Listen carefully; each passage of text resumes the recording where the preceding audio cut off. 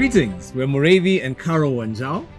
Over the years, as we've mentored and counseled hundreds of couples, we've come to be aware of some very common financial mistakes that many couples are making. And unfortunately, some of these mistakes are really difficult to recover from. Yeah, for example, many couples tend to overinvest in their kids' education. And it makes a lot of sense. I mean, we do want to provide the best for our children, but oftentimes we are completely unaware of the consequences of some of these decisions, especially in our ability to retire well. Yeah, and that's why we are so fortunate when we look back that we're able to see that we've had mentors who've helped us to be able to overcome some of these mistakes, to avoid them, because many times when you're in the middle of the situation, it's difficult for you to see it.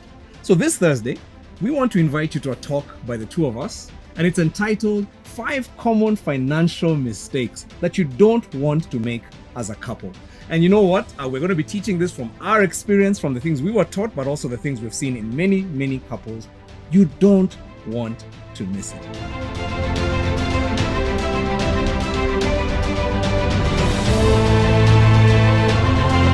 Did you know that 80% of couples by the age of 65 are forced to continue working or depend on their children for financial stability? By 65, out of every 100 couples, only 1 is wealthy. 4 have some form of financial security. 15 have some assets, even though they're living on the edge. And a staggering 80 are in that rat race. They have to keep working or depending on their children for financial security. And that is why we're inviting you to Couples and Money. Couples and Money is a course that has been developed for couples that helps them have financial conversations. And they deal with issues like what you do with the hoarder and what you do with the spender. How do you support your in-laws? How do you even invest together? How can you even come up with financial goals so that you're growing together as a couple? These are such important issues that trip up couples, which is how they end up in poverty or not being able to really plan their finances together. You don't have to be a statistic.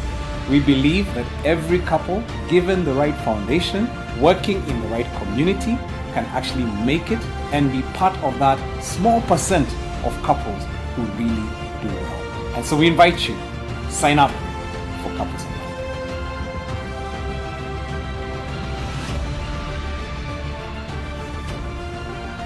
Money. Hello. Good evening, good morning, good afternoon from wherever you are joining us today in the world. My name is David Osijeni, and welcome to Couples and Money Open Day. It's an honor and wonderful to have you among us today. And as you join in, please do type in the chat where you're joining us from. It's a good evening from Zambezi, Kiambu County in Kenya. And it's wonderful to be here hosting this session today. I'll be your host for today, and I'm greatly honored to be having this very wonderful role and really excited to be leading you through today's session. Now, if you have a friend that has not plugged in yet you know from some conversations you've been having in the recent past, they need to be here talking about the common financial mistakes that they have made or that they would like to avoid. Well, you want to send them the invite, send them the link, let them register, let them join, and let's all grow our relationships together.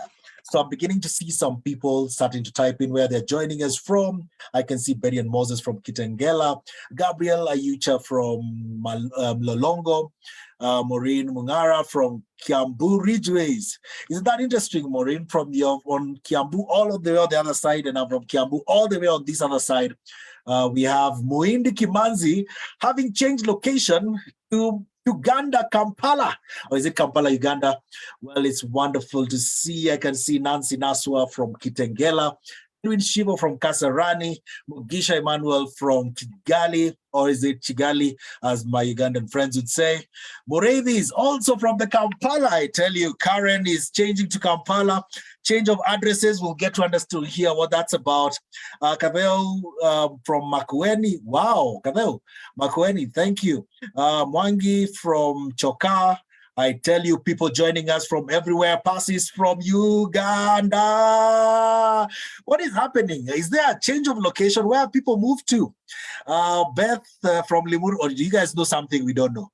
Anyway, Catherine from Kirarapon, Claire from Uganda, Odera from Uganda. I tell you, Uganda representing in a big way today.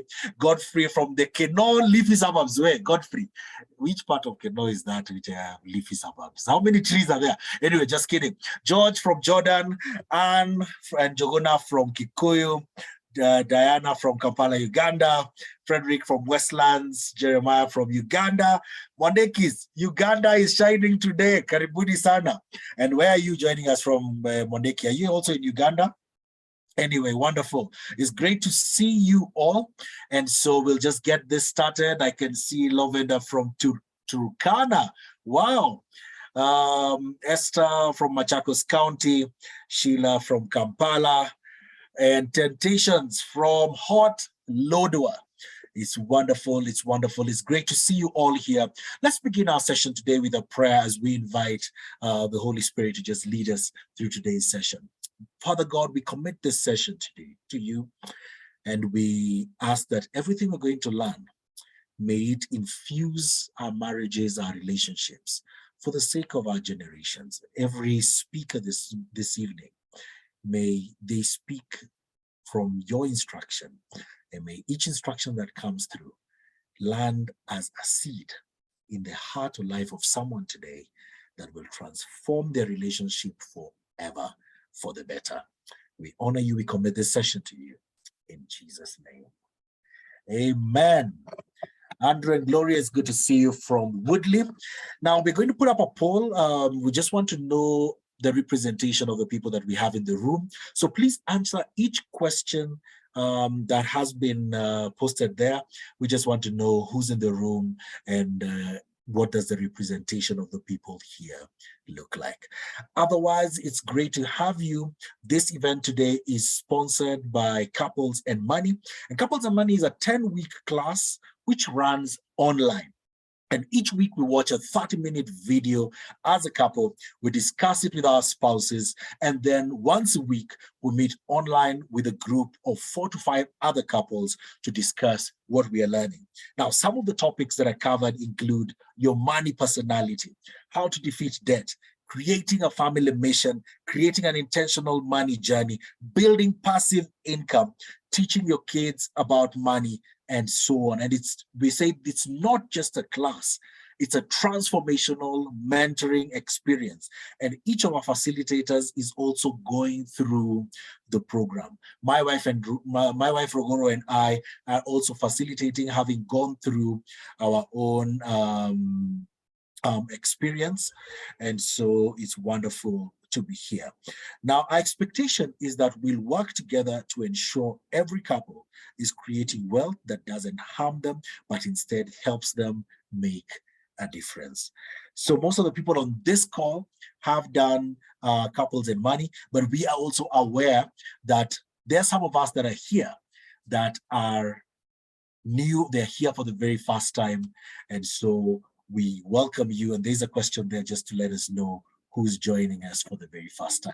So far, only about 51% of us have already filled in the poll. Please fill in the poll. For those who are just joining us, fill in the poll. If you can't see the poll, click on more on your Zoom menu. Click on more. That's the 3 dots on your Zoom menu.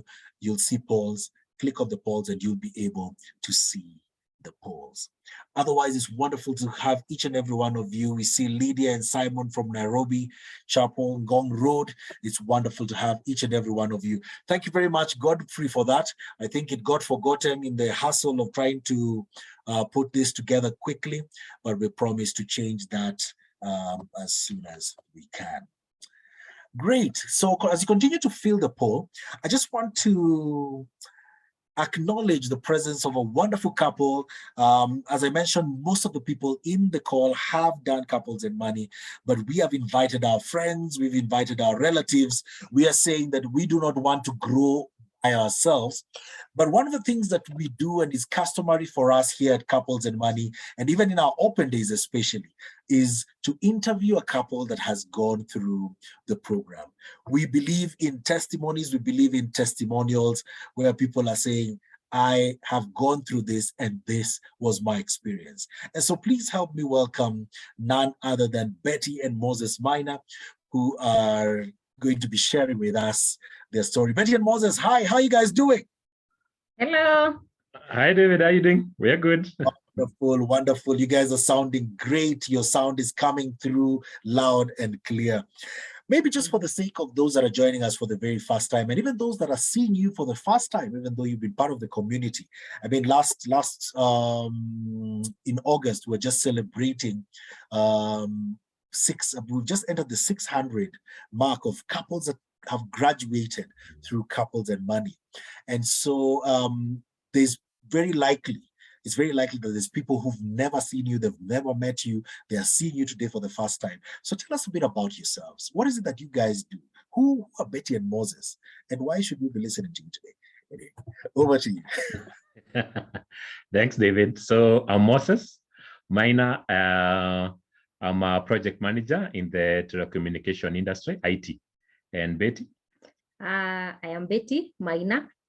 I am a public servant in the water and sanitation sector. Yeah, and we are the maestros. Yeah, the maestros. Thank you. You wanna tell us what that is all about? Yeah. We are masters in French. We are masters. We are just masters. Yes. I'm telling you, I've learned something new. All right, wonderful. Well, you've been through Couples and Money. Yeah, true. What has your journey been like? When did you do Couples and Money? And how has that changed your lives? So we did Couples and Money 2022, second season. We began hearing about it in 2020. We were introduced to it by Sam and Grace Kahora. They brought it in our life group and they kept mentioning Couples and Money, and we were wondering, what is this Couples and Money? And then at some point they were like, you can do without loans. And we were wondering, how we live, the reason we're in the industry we work for is because of those special interest rates. We are not living. How? We owe it to our people to take loans. Yes, we need to take loans. And we were brought up and told you need to take a loan so that you are responsible. Yeah. So that's when, and we did it in 2022, second season. So yeah, August graduates, 600 mark. Fresh graduates. Yes. So what changed? What is it about your life that has changed as a result of Couples and Money? One of the most critical things that has changed in our lives is the realization that you can actually live debt-free. Where we come from, I think taking a loan and obtaining a plot is part of a ritual. So you really have to do it and announce back home that I took this loan, I bought here. So it was actually a light bulb moment for us to realize you can actually acquire wealth and get into investments without necessarily getting into debt. I think that's for us, it was mind-blowing during that session. Rites of passage, I tell you. And I remember the time when Pastor M first declared, guys, we're getting out of debt. And many of us were like, how? We are those people. Are you sure? You sure? Yeah. What has he been taking? Anyway, but you've seen what that has done for you. Now, I know you've had some practical examples, and one of the things you're sharing with me has really been learning about budgeting. One would have imagined that having been in the space where you're supplying people with loans, having been working for a while, that budgeting was an obvious thing. What is it that you learned about budgeting that transformed your lives? David, what we learned, well, let me start from before. We are married 14 years with blessed with 2 kids. So before Couples and Money, my money was my money. His money was his money. So we are married, but our money was, they were bachelors. So I got to sort part of the bills, he'd sort his, but that would bring a lot of conflict would get too much drama, because I would always think he has something left. So why don't we do this? Again, he's very, very structured in the way he does things. I think that comes from where he comes from. As for me and where I come from, we believe that Jesus is the driver of our lives. So when we get the money, you eat it and you enjoy life. So you can imagine the drama that is for consumption. Yeah, and I couldn't understand when he tells me that we'll go party. Let's wait for 3 months. Like, what are you telling me? Jesus has surely brought us here. Yes. Surely deliver us to where he intends us to get to. Why do we have to put pen and paper to roll your money? Let's just use it. Tomorrow will sort itself. So the Lord has done it, and it's marvelous in our sight. yeah, I mean, we worked hard for it. So when we went through the couples and money, we've come to a realization that we need a common financial purpose, a common purpose for our lives through the mission statement and all that. And we have therefore been able to consolidate our budgets, which is quite liberating. I think looking back, most of the fights we've had are about money, and most of our drama has really been resolved through that. So we have a consolidated budget. Number one goal is to manage all our debt, and also, create investments from a debt-free point of view, which is clearly exciting for us, never been done.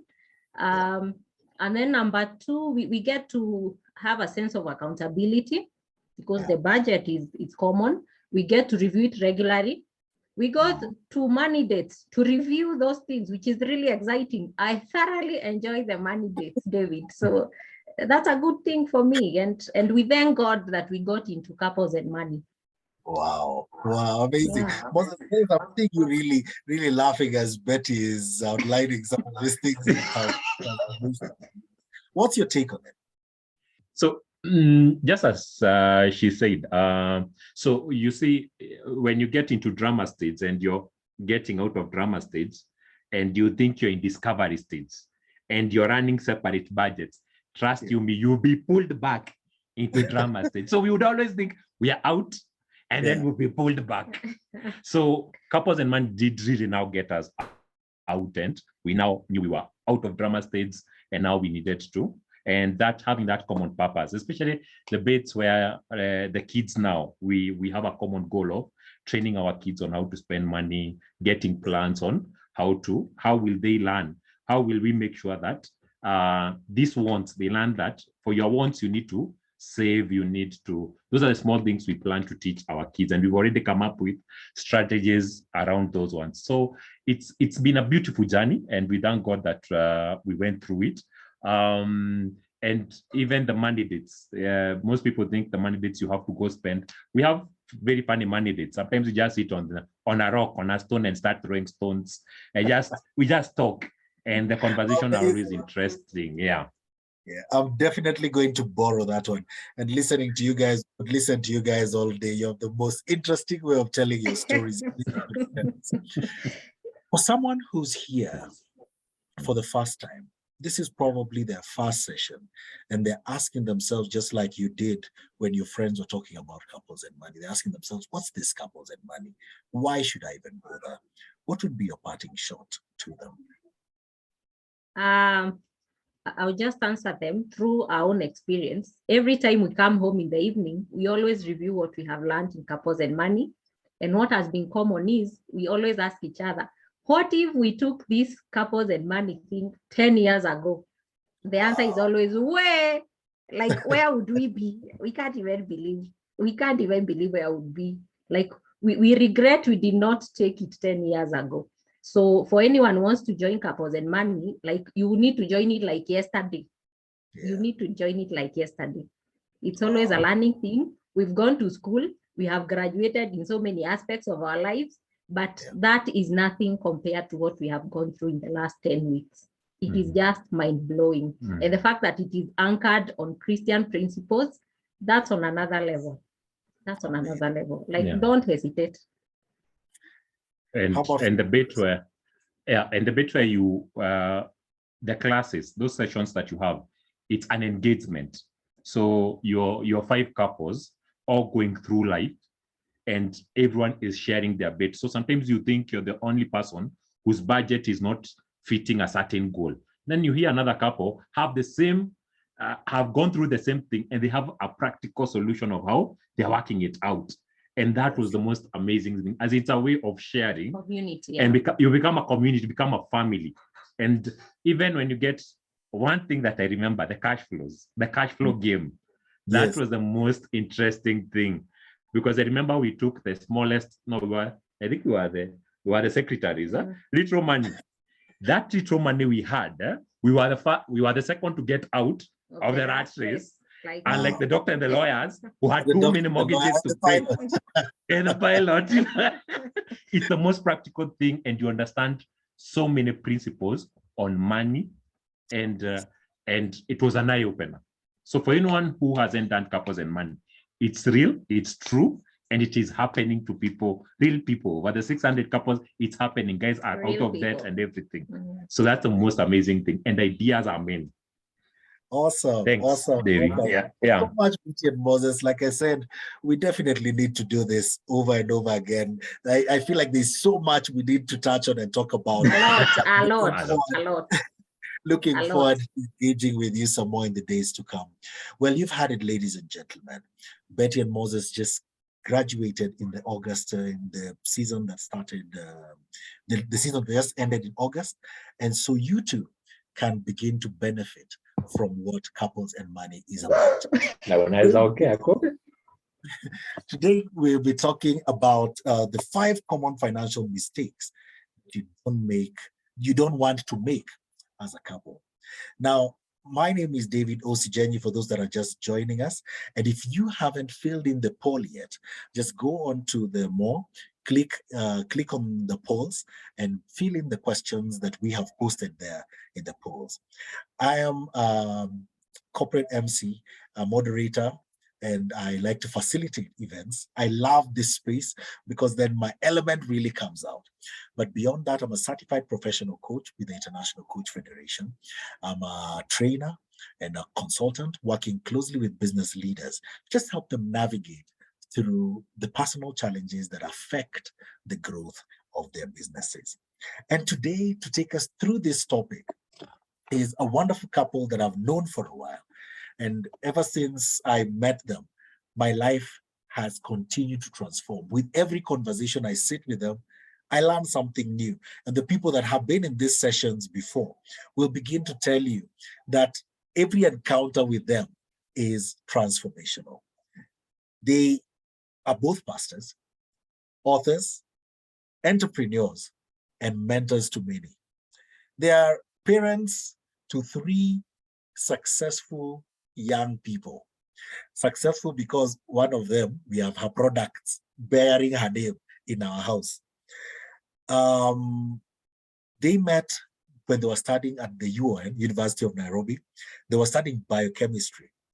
Today, trust me, that biochemistry is coming into play as is testament of some of their the products that they sell.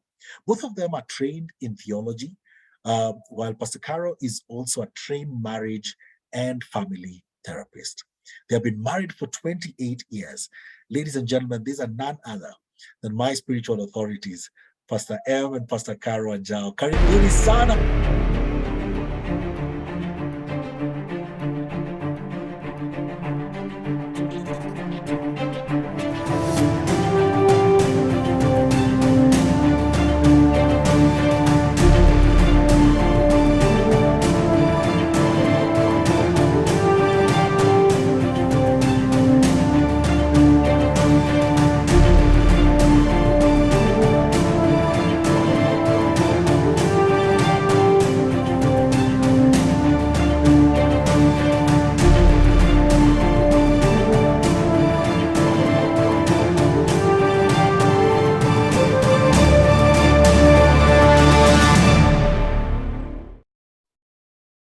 Karibuni. So you just sound like a huge intro, Bana. Already clapping. What an intro. Thank you, guys. It's good to see you guys. Asante sana. And you're away from your kawaida background, the Yes. yellow wall. Tell We're, us, where are you from today? we're in Kampala with the rest of the world. So we're attending a conference here, and we've got a lot of friends who are here with us. It's called the Transform Conference. It's going to be happening over the weekend at a church called Worship Harvest. We'll both actually be speaking. And so we're really looking forward to it. But yeah, we're glad we can do this. This is the beauty of technology. You can be anywhere in the world and still connect. And so we're really looking forward to that. Awesome, awesome. Over to you, Stan. Awesome. Yeah. Yeah. Hi, everyone. Great to see you. Yeah, great to see you guys. And I can see Marcy Njoroge saying, welcome, fellow biochemists. I mean, that is fantastic. Maybe what you can do is if this is your first time to be here, you've never attended any of our talks, just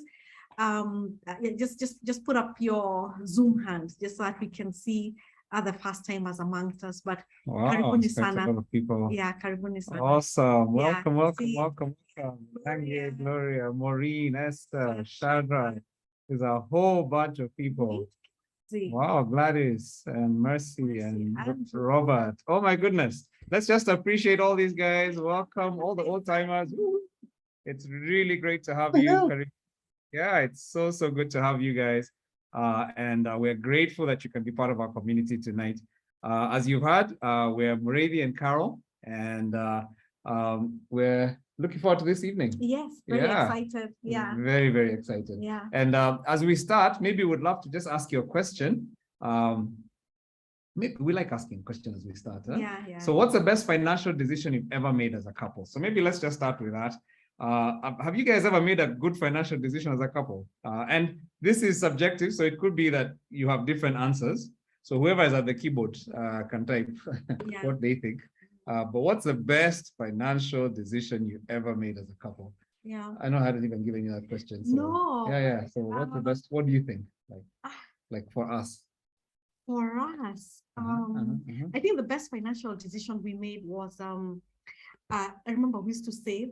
Okay. And we used to put a certain amount of money in shares every month. Every month we did that, and some of the shares as a young couple, and some of those shares really grew. I mean, I remember there's one share where we put in an investment of about 300,000, and we really scraped and I mean it was together 300 as a young couple was really a lot of money. And I think how much was it? 3 million I mean, it grew 10 times. It really did. So for you, it was saving. It was savings, yeah. Okay. Yeah. Yeah, I think for me, the best financial decision. Okay, this one I don't even know if it was a decision. I think it was more just choosing to learn from mentors and ask questions, learn from other people who had succeeded, and just having proximity from people and not being shy, because sometimes people are shy to ask about questions to do with money. And so learning from others, I think that was a big one. And then also reading and increasing our financial literacy. Yeah. And I can see a lot of people just saying stuff like that. I can see buying land, buying a house, John, making investments debt-free. Come on, Josephine, that was wise. What's the best financial decision you've made? Investing in financial literacy. I can see David saying Couples of Money being one of them. That's one of the people. Attending Couples of Money, nice. Sheila says we agreed to boost our pension contribution to the maximum amount allowed, then use the proceeds to pay off our car loans. What? Wow. Yeah. Interesting. Yeah. Dr. Wilson says doing Couples of Money. Sweating up assets. Yeah. Avoiding debts like a plague. Saving and investing. Put our savings into purchasing a piece of land for speculation. That's advertised. Investing in financial literacy. Wow. I mean, guys, I mean, it's great. I mean, this is a celebration time, isn't it? I mean, it's good to see that people have actually made some good financial decisions as a couple, and that some of them are paying off. Yeah. So today we're going to be talking about 5 common financial mistakes. So we've just talked about the great things we've done, but we're going to be talking about financial mistakes. And as we start, if you have a friend or colleague or relative, you know who should be in this seminar. Like, imagine.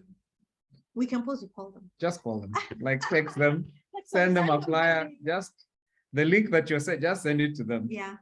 Because we know this will make a difference in their lives. Yeah, you know, maybe you have that relative who keeps borrowing you. As we said, you're borrowing me money. Borrowing me. Can I borrow? Can I borrow you? Yeah. That's the one you send, you know. So just make sure that, seriously though, make sure that somebody who you love, somebody who you care for is actually, and those ones you invited earlier, send them a note and just tell them we're live, because we don't want them to miss out. I think so I think even as we start, we're going to be talking, like I said, 5 common financial mistakes you don't want to make as a couple. And what we'll do, we're going to share some of those, then we'll have a bit of space for Q&A. So if you have any questions, you can write them down. And then what we'll do for the last few minutes, 15, 20 minutes, we'll try and end early so that we can actually allow us to, would love for you guys to meet. I hope you enjoyed meeting. We love just making sure that every time we start, there's a couple that we interview. And today, that was such a great interview, couple. wasn't They're it? just so much fun. That was such a great interview. I wondered how they throw stones while they're having their conversation. Moses and Betty, Yes. So thank you. And so the last 50, 20 minutes, we'll give you, what we normally do is we break into groups. Just want to give you a heads up. And then we have a chance to connect with some of our peep couples, just regular couples like you who go through Couples and Money, and who will share just a bit their story and then be able to answer any other questions, just go a bit deeper with questions. So that's a little bit about how we're working this evening. So yeah, 5 common financial mistakes you don't want to make as a couple. And as we start, I think I'll just start with a story.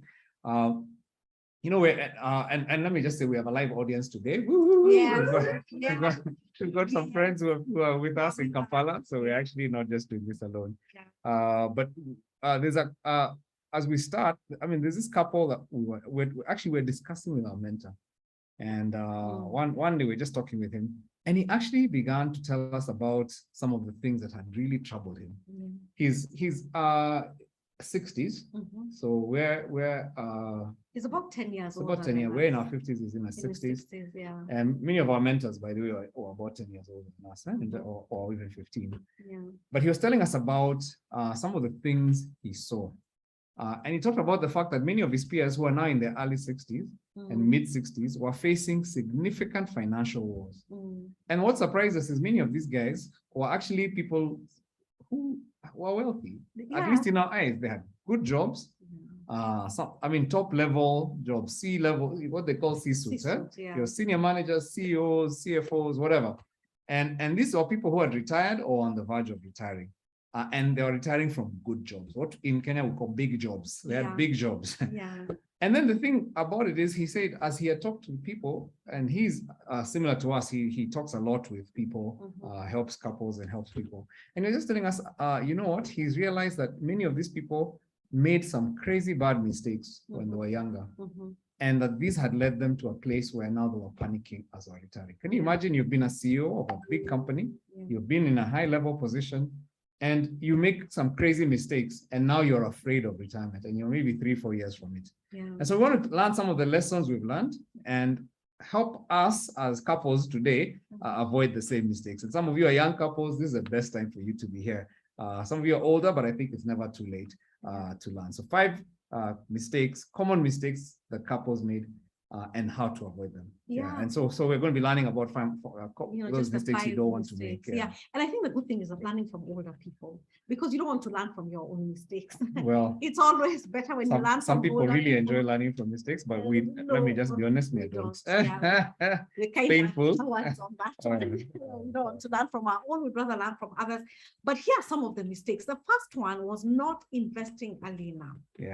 And unfortunately, many couples come to realize too late that they should have started investing in assets a lot earlier than they eventually did. So you find people in their 20s and 30s having a lot of disposable income slipping through their fingers. They live comfortable lives. In fact, they live big lives with the idea that they're still young. And some of them make very small investments, maybe a plot here, some shares here. As you know, when the opportunities arise, it's not consistent. It is nothing consistent, and it's not in accordance to what they're earning. They are investing way below their potential. So among those who invested, the biggest investment they made was purchasing a house. And truth be told, a family house or home provides security, stability, and sometimes status. And so as couples, we end up being overhoused, because we are looking to own a dream home when we're in our 30s, when we're really young. And when we talk you about, don't have any more money for other investments. imagine you don't. Yeah. You know, it is this is the first home. You end up taking expensive mortgages, and people have to pay throughout their working life. Absolutely. Yeah. So which means again, they don't have enough money to make any significant So they're investments. panicking. They're panicking, and so someone is in their 50s and in their 60s, and they realize, oh my goodness, I don't have enough money. Yeah. I've been paying my mortgage all this time. And so, they don't have money to set aside for a comfortable retirement. Yep. I mean, And that's it's exactly crazy. the couple, isn't it? The couple Yeah. we're being told about. Yeah. That particular couple had spent a fortune buying their house. They had a It house was it was Lavington, huh? Yeah, I remember. And it was not bringing them any money. It was where they were living. They had an amazing home, but they could barely afford their bills because this is what their one major investment wasn't bringing them money. And basically, I remember when he told us the shocking things when he had told them, look, relocate to a cheaper home, get someone to rent out your home, and at least you have some income. And they refused. They flatly refused. Yeah. And they were not able to do that because, their image was completely intertwined to their home. Yeah. And so despite being broke, you want to fake it, they were still looking quite rich. And this despite the fact that their effective income after paying off their debts was coming up to about 20,000 a month. This is crazy. Yeah, $200. So you can imagine a couple who they both have senior roles. One of them is in the UN, one of them is a corporate head honcho. Yeah. And after they've paid their things debts, in their 60s, they're left with 20K. Yeah. To eat. Imagine. Basically, they were really broke. Broke, yeah. So don't ever be deceived. Don't ever be deceived. People look rich. They had in fact, I think that couple had a Range Rover. Yeah. So I think that's the thing. It's just people being deceived by how good people look. Yeah. And so it's easy to fall into this trap. It's easy to look at that kind of a couple and say, this is what I want. Yeah. And that's why Couples and Money, we teach people about starting investments when you're young. And you start with what you have. Yeah. And we even provide free professional financial advice so that you have a coach to help you, put together a plan. Start early. Yeah. Do it regularly. I think that's just start where you are. Start where you are. Yeah. Mistake number 2, and this one we mentioned in the video: over investing in children's education. And this one, some people are not happy when we say this. There's some reaction. There's some people who say, look, trust God. This is lacking faith when you don't take your kids to excellent a really excellent school. And I'm like, you know what? It's your choice. But we're in a group of older couples, and we got to hang out with them. In fact, we did a Bible study with them, and we were the youngest couple by quite a bit. Yeah, and we're in our 40s, and they're 50s. Exactly. and I remember the day when the conversation was on the biggest regret. And I remember, to our surprise, many of them actually regretted spending too much money on their children's education. And it's not, they're not saying that they didn't like them. They're actually saying they love their kids. But then despite sending them to very expensive schools, and in that case, these guys were sending kids that were locally, they send them to these really expensive schools. And then after that, they send them to the UK, and some had gone to South Africa, Malaysia, wherever. And it's not to say that it was, what they were just basically saying is they found that their children did not perform significantly different from their friends' kids who went to local schools, number one. Because of course there's that big thing that people say, the more expensive the school is, the better the education that's offered. I really think that's a legend and a myth. And you find that many times you're going to find that it's not the schooling difference, it's a parenting difference. Yeah. Because what usually happens is you're so busy paying that fees, you can't be home for your kids. And you're hoping that school will parent your kids. So it's a parenting difference, and that's what these guys discovered. Yeah. And the regret was, now they were working deep into their 60s. I remember one of them, the wife was a senior executive, a corporate executive, and they were wishing they could retire. At that age, you're like, I want to slow down. I want to smell the roses. I've been a hustler. Yeah. But they couldn't. Can you imagine their 60s? She's still leaving very early. She's coming late. Her boss is calling her at night. She'd have preferred to retire, but she couldn't. She was getting paid good money, but she was paying with her soul. Yeah. She had to stay in the grind with many regrets. And that's why at Couples and Money, we teach you how to agree on joint priorities early and plan your joint income stream so they don't ride dry after retirement. And also we teach you to make sure that you're investing wisely.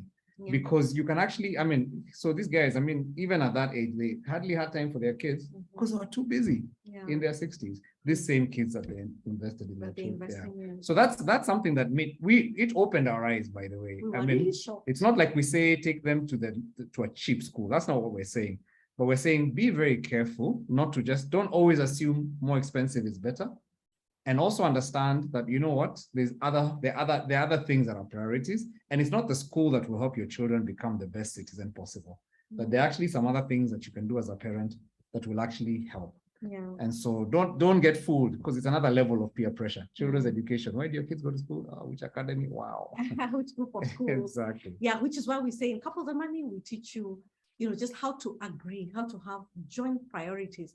Because I know there's some couples for whom, for one of them, they're like, oh my goodness, for me, taking my child to this school is everything. Because maybe you come from a family where education was everything. Yeah. And so you invested heavily. While the other person is like, we can go for something more affordable. So in Couples and Money, we help you come up with priorities and agree on even that kind of a decision. So now that was mistake number 2. Mistake number 3 is not investing enough in important relationships.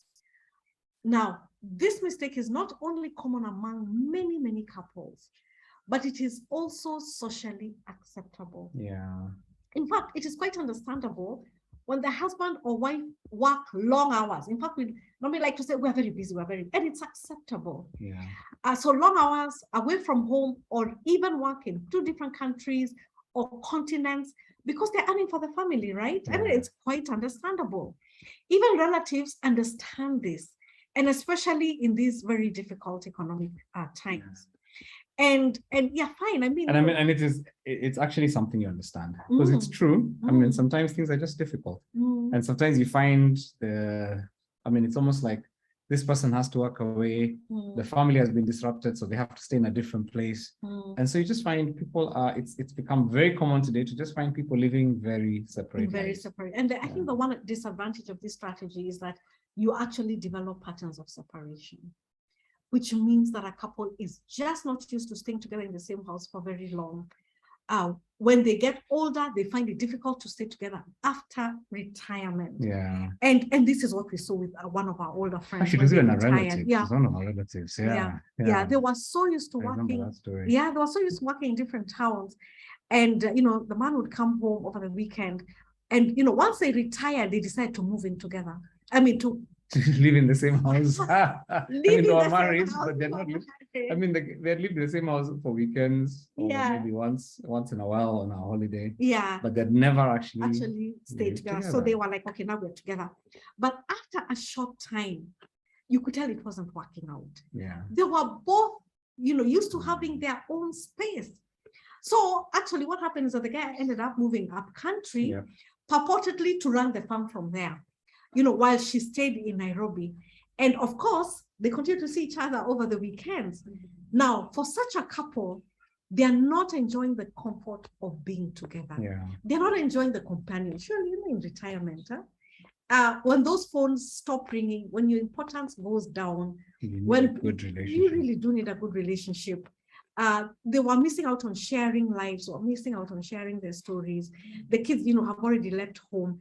And what they did is just basically set up themselves for a lonely retirement. Yeah. And our parents are awash with stories of their peers who are full of regrets, just because they didn't form a friendship when they were younger. And now they're in a cold, joyless marriage. I don't think any one of us wants that. Absolutely. So I think it's just important that you understand, their relationships. Your marriage is a priority. It's a priority. Like, you have to make it a priority, because usually we assume it and focus on other priorities, but it's going to be there long after those priorities are gone. And I think there are places to think through and actually make decisions that put your relationship first. We can talk a bit more about that later. But let me just say, mistake number 4 is not planning for life after retirement. And I think this one is a huge one for couples. I think planning is not ungodly. Some people think planning is lacking faith. It's actually not lacking faith. We plan. Even the Bible talks about planning. It talks about the ant, which has a very small brain, but it thinks about planning for the future. And we have to learn. And one of the things that we learned from our mentors is that few of their peers had given adequate thought to retirement. I mean, when you're in your 20s, you think retirement will never come, but it's closer than you think. Yeah. And there's several things to plan ahead for. One of them is passive income. That's a major one, which means that number, that cash flow that will cover your post-retirement needs. Because what basically happens, you retire and you stop getting an income from work, but your needs are still there.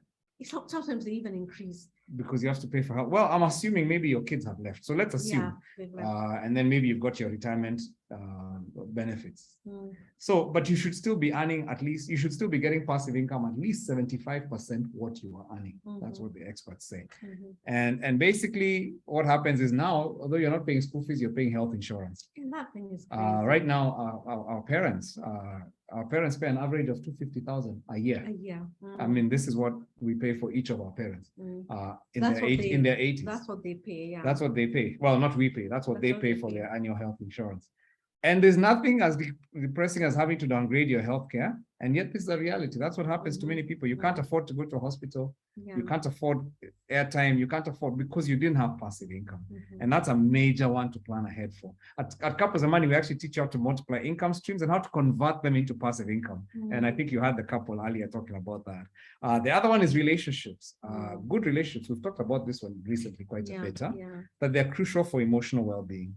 And basically what happens is, when you lose that status, like you're saying, after people retire, you find your phone has gone quiet, no one's seeking your opinion, the business suits that were important.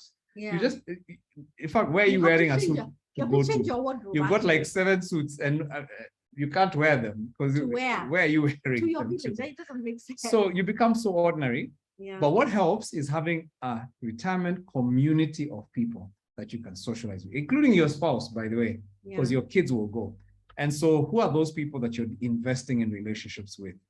That's a very important thing as you're thinking about. And our prayer is that Couples and Money, we're creating a community of people who have common values, because you need those common values to remain friends long term. But joint purpose is the third one.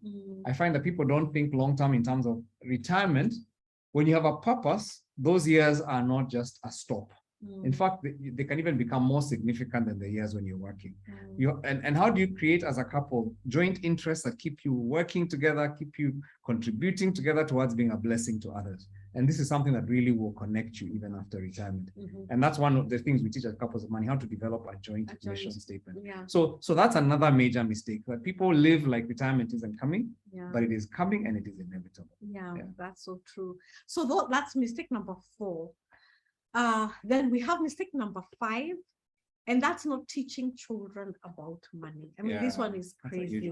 It's really crazy because you find parents working so hard for their children, taking them to the best schools, amassing great wealth with the idea that their children will, continue after them, grow their business in the next generation, or have better professions than them. But sadly, this is not the case. You will barely, this is the most unfortunate thing, because you barely hear of successful African inheritance stories where the second generation has actually grown the initial business and passed it on to their children. I don't know what happens to us here. But if we're to investigate why this is the case, you find that the parents were too busy creating wealth and not available to mentor their children on how to handle money. So instead, and so when they're not available, parents, thinking that they're being loving, lavish their children with all manner of toys, buying them the latest gadgets and clothes. And what they don't realize is that they are raising consumers. Who will consume their wealth when they're gone. And our newspapers are awash with stories of boomerang kids. We've seen them. We're just talking about, remember, we're talking with some friends of ours recently, and they were saying they know some. We talked about the fact that we're talking about some of the key things our kids do, and they said they know so many people in their 30s who are still at home. They're still dependent on their parents. In fact, people are saying so common 30s today. is a new teenager. It's so crazy. Exactly. It's so crazy. Still receiving pocket money from their parents. So boomerang kids, these are the adult children who are unable to thrive on their own, and they're still living with their parents well into their 40s and 50s. And get this, they are still receiving pocket money, as you say. And the problem is that these children were so used to high lifestyles without any responsibilities, And so they are completely unable to cope in the real world. Wow. So those are the 5 mistakes. I don't know what you guys think. We can have a bit of a conversation about it. But as you listen, which of these mistakes do you sense is the biggest danger for you as a person? You know, and maybe you can write yours and then your spouse's. So which are the ones that you think will be, yeah, I can see people are sharing those mistakes. So if we can actually put them all there, you know, I can see somebody just put not investing early enough, not planning in life after retirement, not teaching your children about money. I don't know if somebody can just list them out for us. But then I would love to just hear from you guys what you think is the one that is most a risk for you. Yeah. So you can just actually say 1 or 2 that you'd say here, yeah, I would struggle with. I'm trying to see if I can actually highlight them and copy them. I don't know if somebody's sharing them. Yeah. Okay. So yeah. So which ones are yours? Okay. Thanks, Jimmy. Thanks, Jimmy. Not investing early enough, over investing in children's education, not investing enough in quality relationships, not planning for life after retirement, and then not teaching children about money. I can see Edwin saying sending kids to an expensive school is a risk for him and not investing in early life. David says, I think they're all important in our life, but not investing early is a big one, followed by over investing in kids' education. I think let me just say with that one, it's an emotional decision. And many times it's like, I want to give my kids what I didn't have. And it's one of the ways I show them I love them. And you know what? It's just important for us to dissociate those 2 issues. I love my kids, yes, I can love them, but I don't have to do those things because those things can even disadvantage them. And we've actually talked in the past about how you can disadvantage your kids by taking them to a school where the peer pressure is so high for consumerism. For some of these kids, it's like everybody in the school is going to Madrid for school trips. And it's like you're having to raise, and we've seen that with some of our friends. It's like now you're pacing yourself, trying to keep up, and your kids are also learning that the poorest in the school. Imagine. So I mean, we've seen some of those things, and it's almost like it's just a difficult one for people because it's so emotional. Not planning for life after retirement, so I say, not investing early enough. That's a big one for people. Over-investing, not teaching children about money, not investing early enough. Somebody says. Sometimes it comes down to a place of wanting to give them a real shot. Yeah, it's true. We want to give them a real shot at opportunities. But it's thinking through, because what will happen is, again, you put them in those spaces and you have to really pace yourself. Because if you're putting them at your cost, you end up in a place where now you've jeopardized your own retirement, which means you're going to become a dependent on them. And chances are that school did not teach them how to look after you. That's a true. bad thing. Retirement, Mercy says. Number 3, not investing enough in important relationships. Sometimes it's not easy to decline jobs just because they're in a different town. Yeah, it's not. The opportunity comes and it's like, yes, it's my career. It's what I want. Yeah. But then the danger, and that's what we're saying, is the job will go. I mean, the job will go. You will retire. You'll be 60. You will retire 65. You will still have another 30 years to live with that person that you neglected relationship with. And the question is, what were you working for? The Bible talks about what does it profit a person to gain the world and lose their soul. And in this case, your soul is the relationships God gave you. It's an abundant life God created you to live. And it's like you wasted it because of a career. And that's a dangerous thing. I think your career should be a servant to your life, not the other way around. Gladys says about school, how low in terms of quality can a parent go while making school choices? Gadi, that's a great question. I really think it has to do with budget.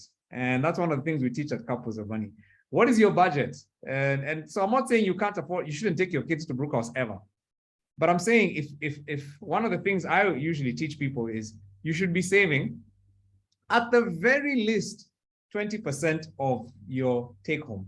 20% should actually be going to savings every month. That's if you want to be a survivor. If you actually want to create wealth, you need to be saving a lot more than that. In fact, we challenge couples even 40% to be saving, almost living on one income. Can you afford to take them to that school after that? That's one of the considerations. It's not saying now definitely do it, but it's saying that's a consideration. So it's looking at that and saying, what is being jeopardized by the choices? And then it's saying, let me live below my means, not just even within my means, because there's some things that are going to be really, I'll be advantaged. it's a beautiful thing, I can tell you, that when you have financial freedom and you're not depending on your kids, I think even your relationship with them will be better in years to come. So it's looking at some of those things in context. It's not saying never, but it's saying have the context there. So I think for us, what we're saying is that there's a need to shift from the expensive school to a present parent, because it's not the school. I think that's another value. Is it, am I working so hard to be able to put them in that space that I don't even have time? You don't have time for them. Yet I think you as a parent are the one who will make the best difference or the most difference for your child. You're the one who's going to inculcate those values. You're what you can do as a parent, no school can do for you. Absolutely. So I think there's a need to just understand that. Yeah. And so it's not saying don't take your kids there. That's not, don't read us wrong. We're not trying to put legalistic rules here, but we're saying talk about it together. Look at your budget, come enter into a place where you're getting financial education and thinking, so that you're growing in your financial literacy. And then you're able to say, are we making an informed decision or an emotional decision? Yeah. Taking up credit to start a business. Okay, somebody talked about that. If your income is low, one of the things we teach your couples of money is that is a terrible decision. Borrowing to invest is actually gambling. And it's very presumptuous. And we know people who borrowed to invest and started just before COVID, and then the business industry they were in crashed and took all their money down, and they were left in a deeper hole than when they started. And they were low before, but now they were nothing. Yeah. And so it's just being able to ask, are there other ways? And the Couples of Money, we brainstorm some of the other ways that you can create a capital as opposed to borrowing. Yeah, we always say that after you have done the course, we actually do have financial advisors who actually advise even on that kind of a question. Yeah. How do you invest? And they look at your goals, they look at the things that you want to achieve in life, and then they say, okay, then, and then together you come up with a strategy of exactly how to do it. Yeah. And, yeah, we try to avoid loans as much as possible. I love Gloria Bangua saying it's not the easiest decision, and none of these decisions we're talking about are easy, by the way. And she said, we pulled our daughter from an expensive school, and she puts that in quotes because for them it was expensive, maybe for somebody else it wouldn't be, to almost 3/4 cut. I mean, that was a big decision, but she says it has brought us so much financial rest. Yeah. And that's the thing. Is your family at a place of financial rest? Are you working from a place of strain, of fear, of panic, of anxiety? Are you working from a place of ease and relaxation? And by the way, it's such a huge difference, because one of the things that we teach and we believe as a value as a family is that the Bible says the blessing of the Lord brings wealth and he adds no sorrow to it. And so if you're laboring and there's so much stress in your marriage, stress in your home, stress with your kids, and it's all about money, there's a problem. And so some of the decisions we make, they look like they're going to catapult our family long term, but they actually end up hurting us and they end up bringing sorrow. And so I think those are the things that I love. I think that's the example Gloria is giving there, where it's like, now there's peace, we have time for our kids, we don't have the financial stress. Those are decisions you want to make. Teresa has a very interesting question. She's number 3 scared me. Yeah, because she's just married, which is great, great that you're in this forum when you're just married. You get to learn from older couples, even if they've been married 3 years. Yes, absolutely. Yeah. By the 3 years is a ton of experience. Yes, and she's saying, I'm waiting for an opening. They are working in 2 different towns, and she's asking, she hopes to get a job soonest in Nairobi. What do you think? What I would say, Teresa, is that if you're able to together do Couples of Money with your husband, then you, as I don't know if you got to hear the people who shared their testimonies saying that they were even learning from other people, learning how other people have done it. Then in that kind of a situation, you'd be able to make a decision. Absolutely. Yeah. But I mean, it's just one of those things, make it a value. I mean, we're not saying quit your job, but we're saying get into a space where you're learning together, where you're developing convictions, because you do need to develop some convictions together as a couple, as a young couple especially. Yeah. And we develop some of those convictions. Yeah, and I think it's one of those things that, because then, I mean, some of those decisions hurt. Yes, they and did. we've made decisions that have hurt us financially, where you're able to say, okay, we're closing this business, or we're moving from this because of this. Yeah. or we're not staying apart and taking that opportunity because this is important. Yeah. But I can tell you, when you've been married 28 years like we have, and your friends and your buddies and your kids are friends with you, it's worth every sacrifice. There's no money it's that worth can, every sacrifice. there's But no we had money. to develop those And I conditions. think there's a whole thing of understanding. God is so much for family. Yeah. He really is. He really is for family, and even making those difficult decisions. And imagine He rewards. God does not leave you just like that. Wow. He really rewards, that honoring marriage, honoring family. He really does. Yeah, yeah. I mean, and we'll talk about some of these things. Okay, these are some great questions coming up, and maybe we'll have a chance towards the end as we get into those small groups to just hear some wisdom from our mentors and couples who've gone through the course before. But yeah, I mean, it says it applies best in an ideal family setup. We need zero down in situations where life storms come and erase all those good issues, 2 salaries, sickness, death of spouse, etc. And yes, absolutely. I mean, you know what? I don't believe that I think that it's always harder when the situation is not ideal. But I will say, Christopher, that there are some things called principles. And principles work regardless of your life situation. Yeah. And I think there's some principles that I believe are bedrock principles. Whether you're in an ideal, whether you have one farm, we've had situations in our marriage when we couldn't have 2 salaries for a reason. Actually, yeah. And there were different reasons. One of us couldn't work for a season, Mm. but it didn't change the principle. The principles remain the same. And so I do believe that there's some things that, yes, they obviously work easier when everything is rosy. But I don't think that the wisdom we're talking and the mistakes that we're talking about are made only by couples in ideal. I mean, these are couples in ideal situations are the only ones who struggle with these things, who wouldn't struggle with these things. I think these are things for every single person. Mercy, for instance, says we're homeschoolers. Not only did it provide financial relief, it's made our relationships within the family better.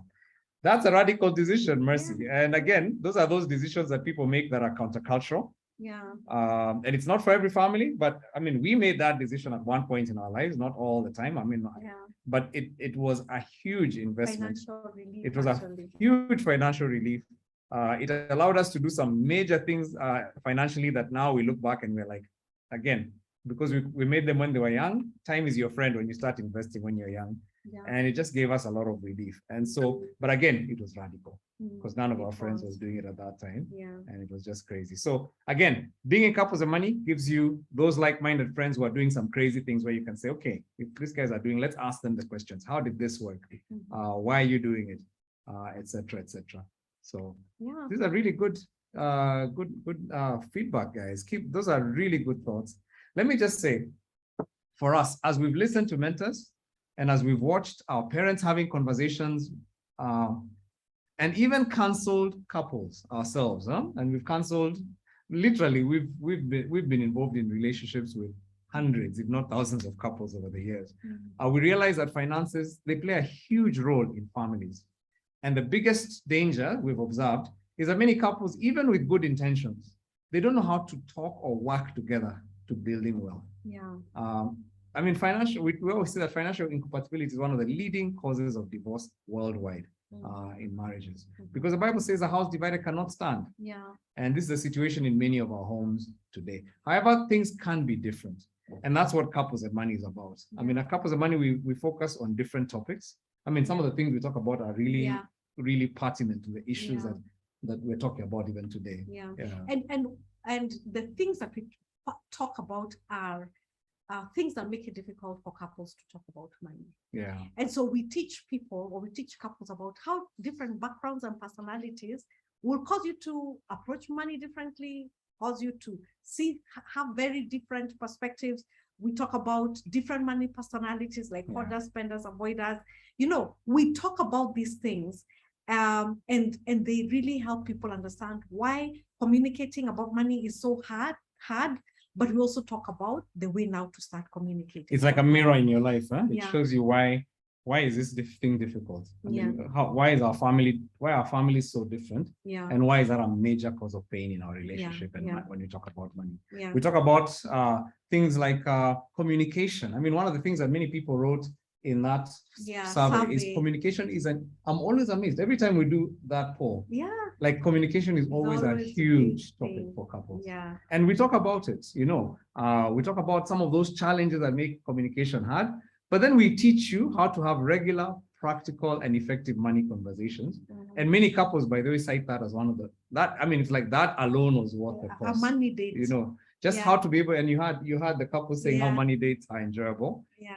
Because they're it's not just about enjoyable. money, because Yeah. you're able to talk about anything else Yeah. with some of the skills that Yeah. we teach you. Yeah. Yeah. Yeah. So we also talk about how to have a joint purpose for your money, how to even come up with financial goals.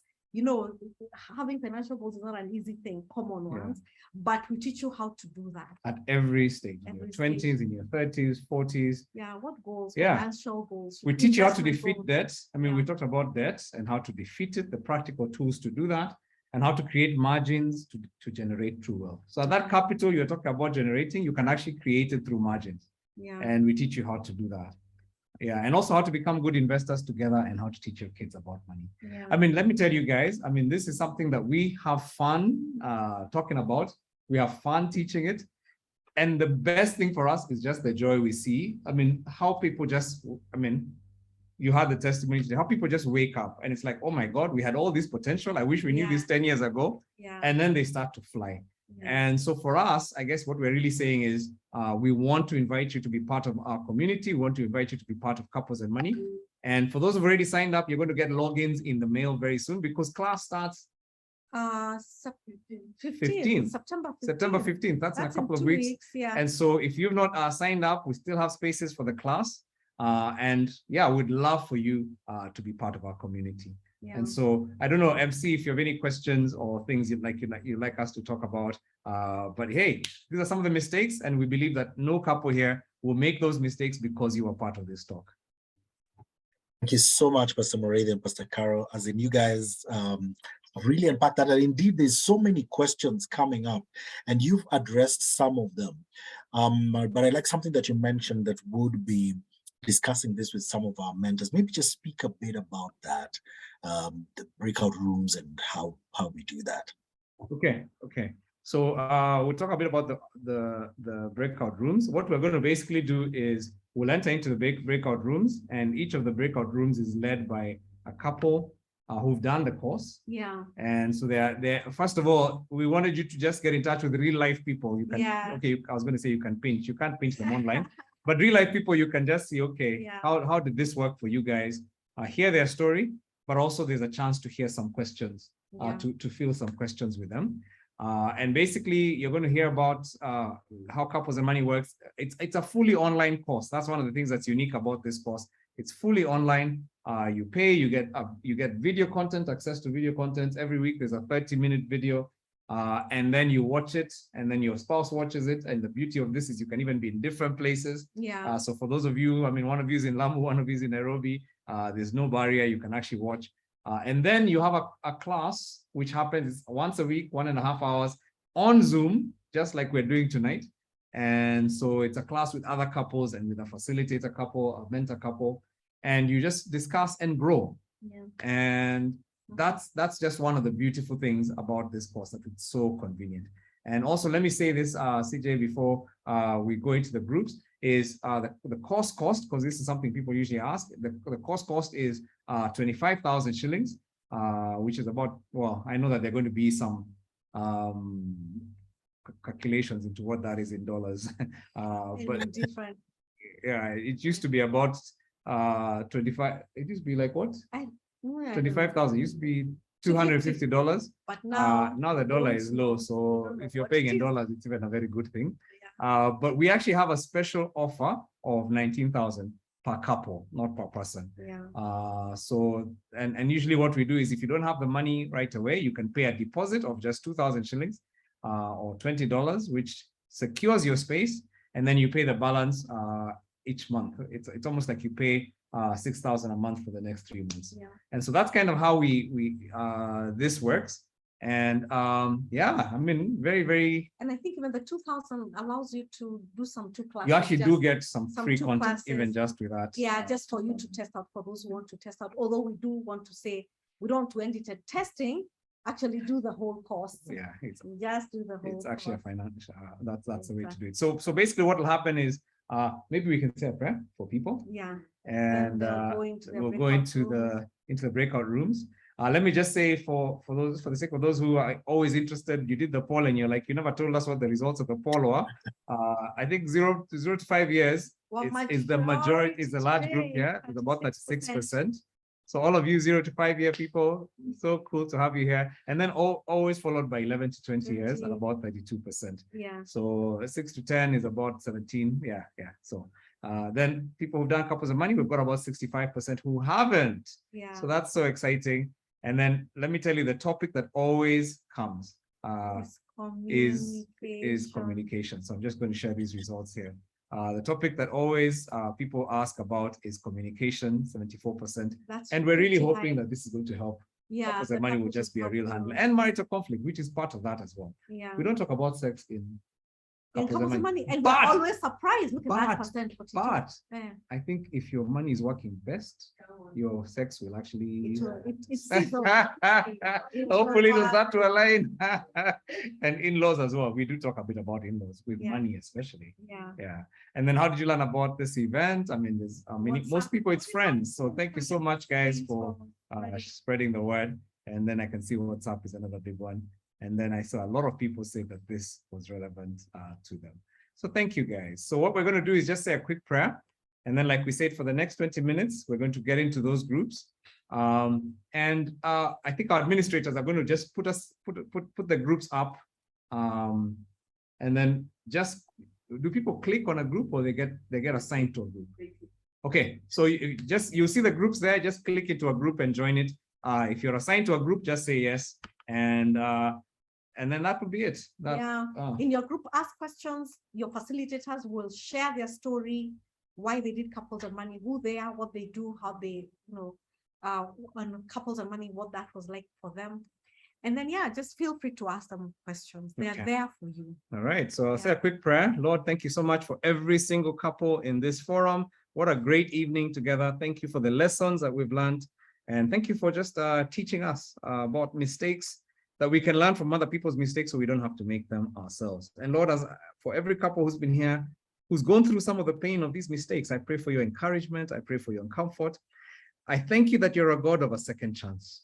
And I thank you that, Lord, you're able to help us to recover, but not only to recover, but to accelerate. And that's what you do best. And so I'm just praying a blessing upon every couple here. Everybody who's in a painful marriage right now because of conflict, because of divorce, because of whatever it is, Lord. I pray that, Lord, you would just encourage them, strengthen them, and that, Lord, as they trust you, they would actually see you coming through for them. And we're also praying, Lord, for any who are in just a difficult position, that you would help them. Lord, I pray for all who are considering to join the class, that you'd remove any barriers and obstacles, especially maybe it's one spouse who's interested and the other isn't yet. I just pray that, Lord, you'd go ahead of them as they cast the vision to their spouse, and that there will just be an alignment that even amazes them. And so, Lord, as we go into our groups now, I pray that it will be an exciting and a good time and a time of connection that would really help us. For we ask in Jesus' name. Amen. Amen. Amen.